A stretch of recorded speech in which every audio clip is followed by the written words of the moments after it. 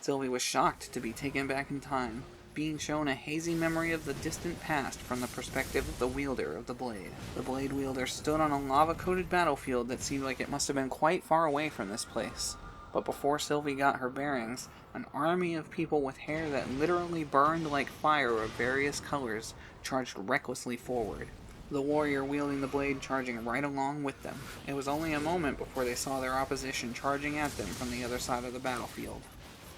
Frost giants and fire giants charged at one another until their forces collided in a furious cacophony of chaotic conflict. The noise, light, and fury of the raging battle roared on in flashes that seemed to be what little the wielder could remember amid the nightmare's skirmish.